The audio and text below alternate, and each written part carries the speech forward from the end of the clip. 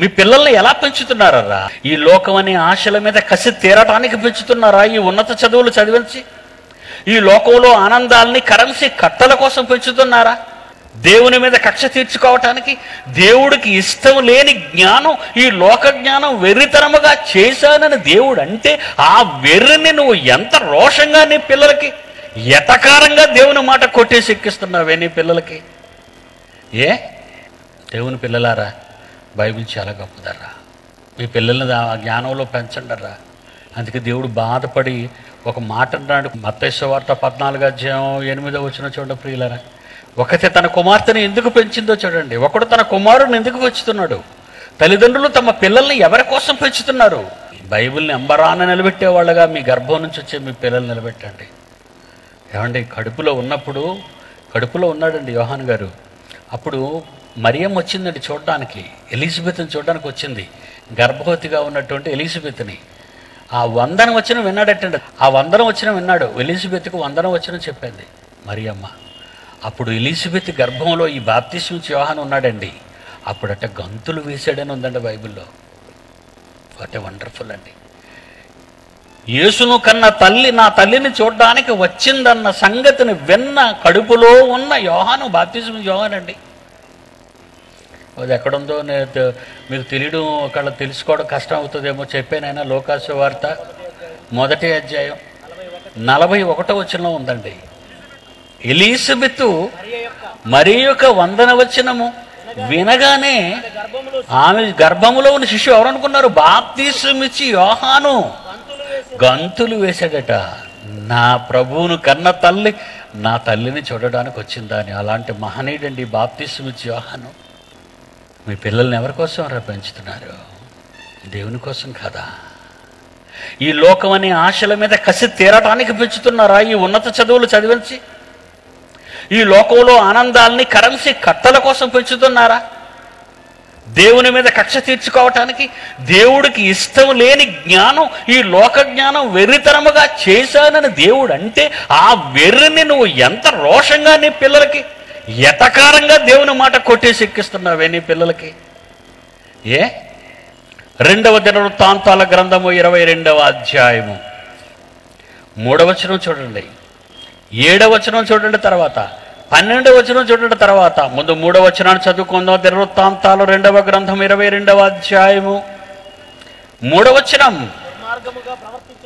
దుర్మార్గముగా ప్రవర్తించుటకు అతని తల్లి అతనికి నేర్పుచూ వచ్చిందట. చూడండి, వీడు ఇశ్రాయేలీలలోని ఒక రాజండి. వీడు అతని తల్లి రాణి ఏమి నేర్పిస్తుందండి? అది అతల్లి అండి. దాని పేరు, రాజు పేరు అహజ్యా అండి. అహజ్యా రాజు కొడుకు. అహజ్యా రాజు వాడే, ఈమె కొడుకు అతల్య కొడుకు. ఏమి నేర్పించిందట కొడుక్కి? దేవుడు సింహాసనం మీద కూర్చోబెట్టాడు ఇశ్రాయేలీల్ని. నిన్ను తోకగా ఉంచక తలగా ఉంచుతానని ప్రమాణం చేశాడే ఇశ్రాయేలుతో. పాలు తేనెలు ప్రవహించే దేశానికి తెచ్చాడే. 430 ఏళ్ళు బానిస బ్రతుకులు బ్రతికిన ఈజిప్ట్ బానిసరకులో బ్రతికిన వారిని విడదీసి మూషా లాంటి మహానాయకుడి చేత ఎర్ర సముద్రాన్ని దాటించి 40 ఏళ్ళు అరణ్యం గుండా ప్రయాణం చేసి ముత్తాతకు ప్రమాణం చేసిన, పితరులకు ప్రమాణం చేసిన, వాగ్దానం చేసిన అబ్రహాము, ఇస్సాకు, యాకోబుల దేవుడు. ఆ సంతతే కదండి వీళ్ళు. ఆయన వాగ్దానం చేసిన పాలు తెన్నులు ప్రవహించి ఇశ్రాయేలు దేశానికి పాలస్తీనాకు తీసుకొచ్చాడే. అక్కడ రాజు అయిన తర్వాత ఈ చరిత్ర తెలిసిన ఒక రాజమాత ఆడి కొడుకు ఏమి నేర్పిస్తుందటండి? దుర్మార్గముగా ప్రవర్తించుటకు అతని తల్లి అతనికి నేర్పుచూ వచ్చాను. తల్లి ఏం పెంచిందండి వాడిని? సండే స్కూల్కి పంపుతున్నావు, 1 గంట ఆడ ఆడుతూ పాడుతూ 1 అరగంట, అక్కడ వింటే 5 నిమిషాలు విడిచిపెట్టేస్తారు, ఇంటికి పోతాడు. ఒరే మీ గుడి చూసుకొని వస్తావు, నువ్వు ఇంటికి వెళ్ళిపోరా అని చెప్తావు. అది ఇంటికి వెళ్ళి ఏం చేస్తున్నాడో చూస్తున్నావా? నీ కొడుకేదో చదువుకుంటున్నాడు, పొంగిపోయి కంప్యూటర్ ముందు కూర్చోగానే నెట్ కరెక్ట్ చేసి అడికి ఇచ్చావే, నువ్వు పడుకున్న తర్వాత నెట్లో ఏం చూస్తున్నాడో ఎప్పుడైనా చూసావా? నువ్వు అన్ని బూతులు. నా కొడుకు ఉన్నతంగా ఉన్నాడని నువ్వు అనుకుంటున్నావు, అదో పాతాళానికి వెళ్ళిపోతున్నాడని దేవుడు చెబుతున్నాడు. దేవుని పిల్లలారా, మీ పిల్లల్ని ఎలా పెంచుతున్నారా? ఒక రాజమాత కొడుకుని ఎందుగా పెంచింది? నెక్స్ట్ చూడండి, 7వ వచనం చూడండి ఆయన. యెహోరామునొద్దకు అతడు వచ్చుట చేత దేవుని వలన ఈ రాజమాత కుమారుడైన వాడికి ఏం వచ్చిందట? అహస్యకి నాశనము. నీ కొడుకును పాడు చేసే జ్ఞానం నువ్వు పెంచితే వాడికి వచ్చేది నాశనం అని రాజమాత చేసిందని చూపించమన్నాడు నన్ను రాత్రి. నెక్స్ట్ వర్స్ 12వ వచనం చూడండి. రెండవ దినవృత్తాంతాల గ్రంథం అదే అధ్యాయం 22వ అధ్యాయము 12వ వచనం. 6 సంవత్సరముల అతడు వారితో కూడా దేవుని మందిరములో దాచబడి ఉండెను. ఆ కాలమున అతల్యా దేశమును పాలించాడు. అప్పుడే వేసేశాడు నరకానికి, బలి చేశాడు దేవుడు, వాళ్ళని విడిచిపెట్టలేదు. నువ్వు ఎలా పెంచుతున్నావు? అతల్యలాగా అహస్యాన్ని పెంచుతున్నావా? హేరోదిని పెంచినట్టుగా పెంచుతున్నావా? ఈ లోక జ్ఞానం కొరకు నీ పిల్లల్ని పెంచుతున్నావా? అందుకే దేవుడు మీకోసం ఒక మాట చెప్పమన్నాడండి. 106వ అధ్యాయము కీర్తనల గ్రంథము 37వ వచనం 38వ వచనం చూడండి ప్రియులారా. కీర్తనల గ్రంథము 106వ అధ్యాయము 37. ఏ శాస్త్రాలకు అతీతమైన మహాజ్ఞానాన్ని బోధించాడో దేవుడు వీళ్ళ ద్వారా మహనీయులు పేరట. మహాజ్ఞానాన్ని, మానవ సమాజాన్ని బాగు చేసే మాటలను కూడా. సమాజం చెడిపోతున్నప్పుడు దేవుని కడుపులో ఉన్న ఆవేదనను వినండి ఏం చెప్తున్నాడో. 106 కీర్తన 37వ వచనము 38వ వచనం. వారు తమ కుమార్తెలను దయ్యములకు బలిగా అర్పించిరి. తల్లిదండ్రులతో అంటున్నాడు ఇక్కడ. ఏమని అంటున్నాడు?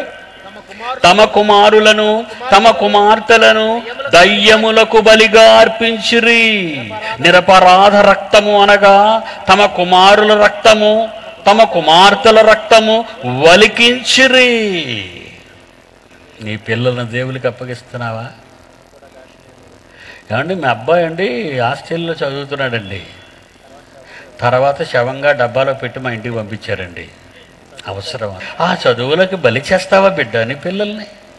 దయ్యముల కంటే నీ పిల్లలు కాదనుకుని వదిలేసి ఉంటావు. పాపం వచ్చిన నాది కాదని, నీదే ఇది.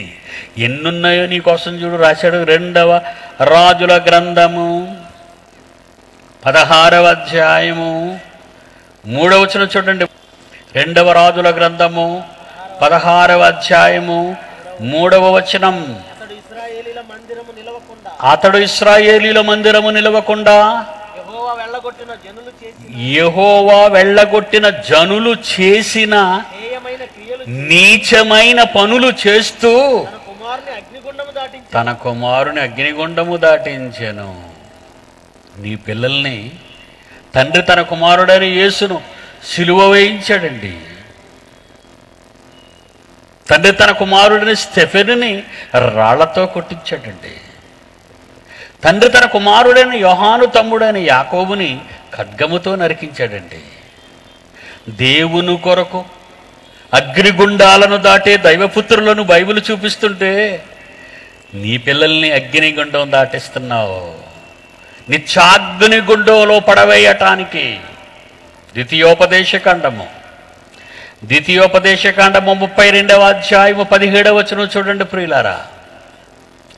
ద్వితీయోపదేశకాండము 32వ అధ్యాయము 17వ వచనం. దేవత్వము లేని దయ్యములకు తామెరుగని దేవత, తాము ఎరుగని దేవతలకు, కొత్తగా పుట్టిన దేవతలకు, తమ పితరులే భయపడని దేవతలకు బలులు అర్పిస్తున్నారట. వేటి దేవతలు, కొత్త దేవతలు, పాత దేవతలు, దేవతలందరికీ బలులు. ఏ బలులు? నీ పిల్లలను బలిగా నువ్వు బలైపోతున్నావు ఆ దేవతలకి. నువ్వు చేస్తున్నావు విగ్రహారాధన. చదువుల తల్లికి విగ్రహారాధన, ఏమండి, నగల తల్లికి విగ్రహారాధన, ఫ్లాట్ల తల్లులకు విగ్రహారాధన, బ్యాంక్ తల్లులకు విగ్రహారాధన, బంగారము తల్లులకు అందరికీ విగ్రహారాధన. ఇది కాదనుకుంటున్నావు నువ్వు. వాళ్ళు చేస్తున్నారంటున్నావు. నువ్వేం చేస్తున్నావో ఏ రోజైనా ఆత్మవిమర్శన చేసుకుంటున్నావా? ఆయన కంటే ఎక్కువగా దేనిని ప్రేమిస్తున్నావో నీకు అర్థమవుతుందా? నాకంటే ఎక్కువగా తన తల్లిని, తండ్రిని, పిల్లలను, భూములను, అన్నదమ్ములనైనను ప్రేమించేవాడు నా ప్రేమకు పాత్రుడు కాడన్న యేసు మాట ఎన్నడైనా బైబిల్లో నువ్వు విన్నావా? జ్ఞాపకం ఉందా?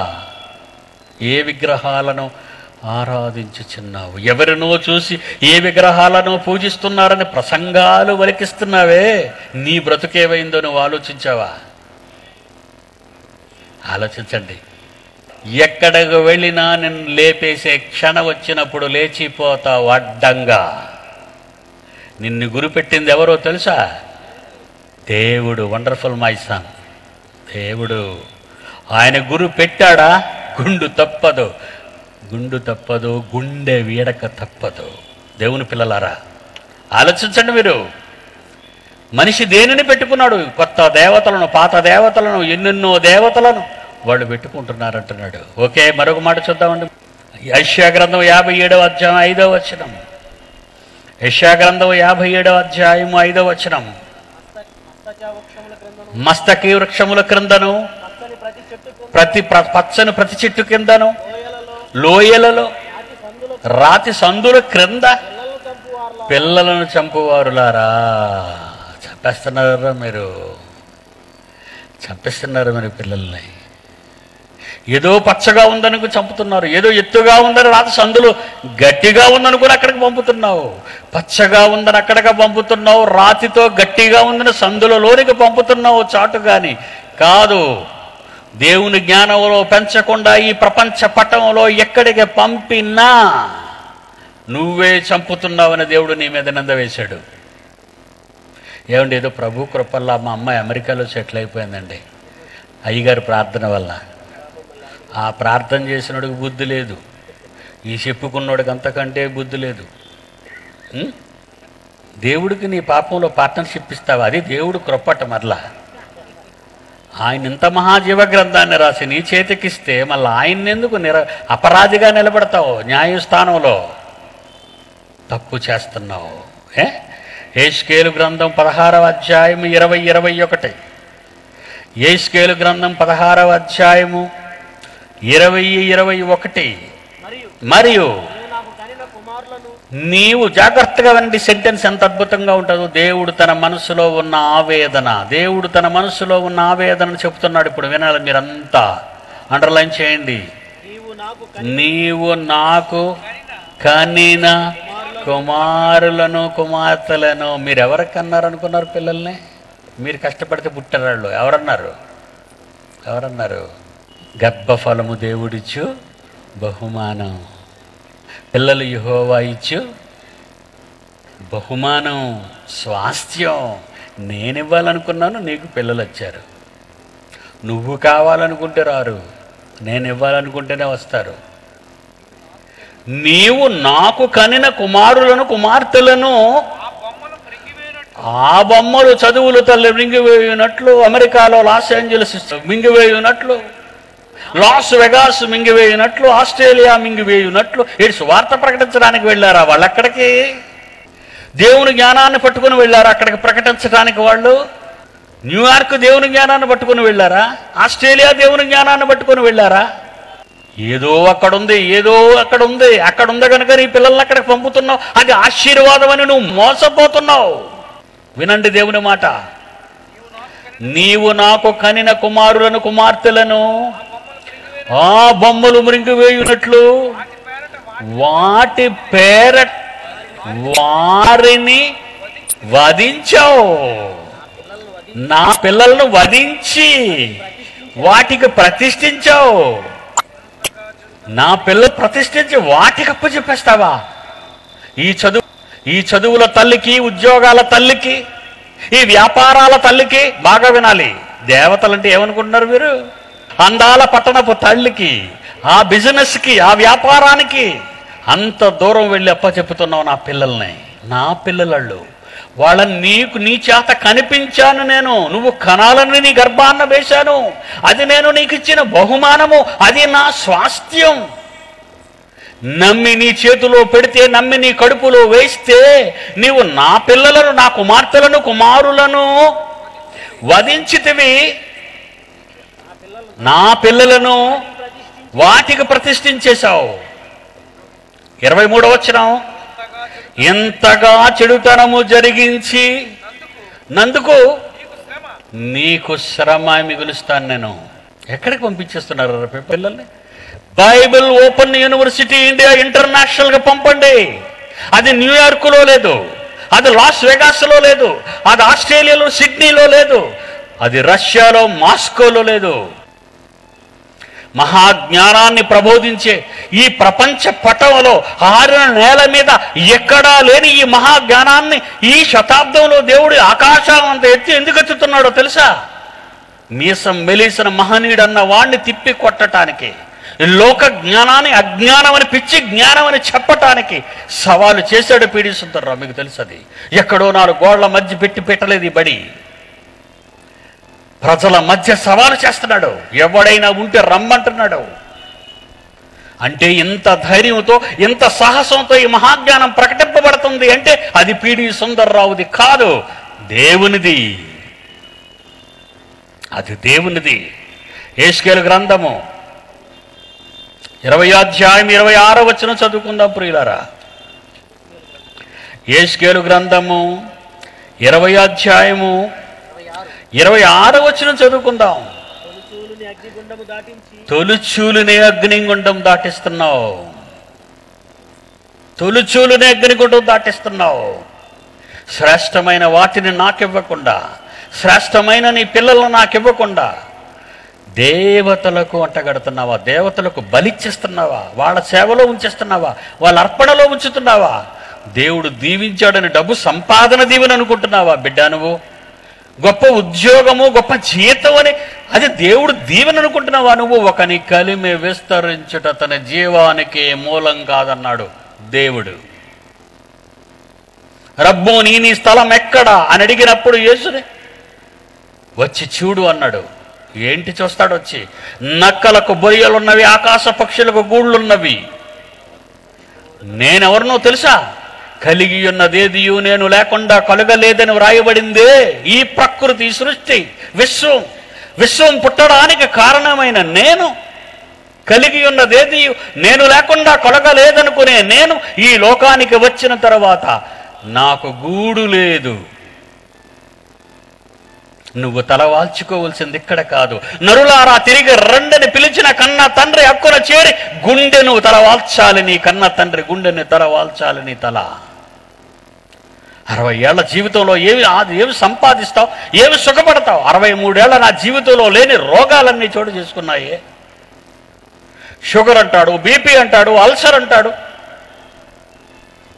విపరీతమైన కొలెస్ట్రాల్ అంటాడు, నడవకూడదంటాడు, పెయిన్స్ అంటాడు, బాడీ పెయిన్స్ అంటాడు, మోకాళ్ళ చిప్పలు అరిగిపోయి అంటాడు.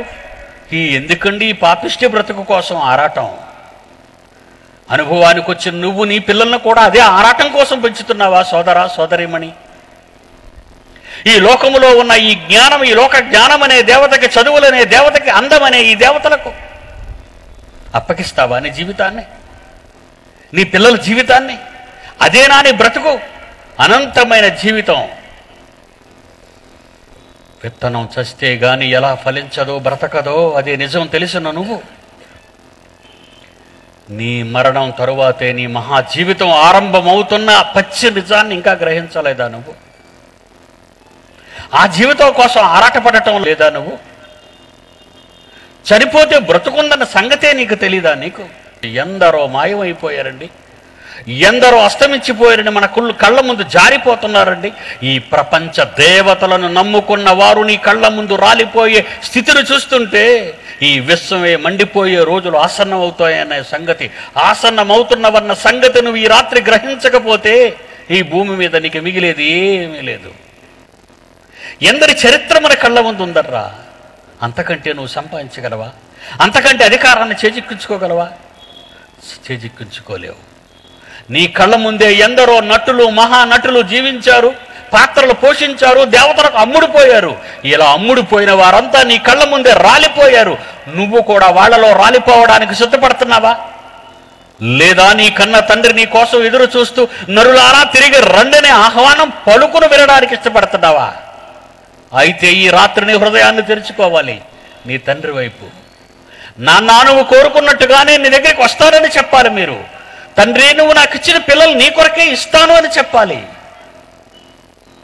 నీ కోసం కన్న తండ్రి, పరలోకంలో ఉన్న తండ్రి తనకున్న ఆనాటి జ్యేష్ఠ కుమారుని యేసునే పంపించి బలిగా ఇచ్చిన నాడు ఈరోజు మీకు నాకు పుట్టిన మన పిల్లలను దేవునికి బలిగా ఇవ్వలేమా? నశించిపోతున్న ఈ సమాజాన్ని చూస్తుంటే, జ్ఞానం జ్ఞానం అని అజ్ఞానాన్ని జ్ఞానంగా చెబుతున్న ఈ సమాజంలో ఈ జ్ఞానపు కేక, దేవుని వాక్యాన్ని చేతబట్టి కేక వేయించి జ్ఞానపు కేక వేయించలేవా? కోత విస్తారంగా ఉంది, పనివాళ్ళు లేరున బాధపడుతున్న యేసు స్వరం ఇంకా నీకు వినబడలేదా? 2000 సంవత్సరాల క్రితం ఆయన భూమి మీదకి వచ్చారే, విస్తారమైన కోత ఉందే, ఆత్మలు విస్తారముగా ఉన్నాయి, కొయ్యాలని కోత వారిని పంపమని దేవుణ్ణి అడగమన్నాడే. ఈ రోజు నేను దేవుణ్ణి అడుగుతున్నానే, మీ పిల్లల్ని కోత పనివారిగా పంపరా మీరు?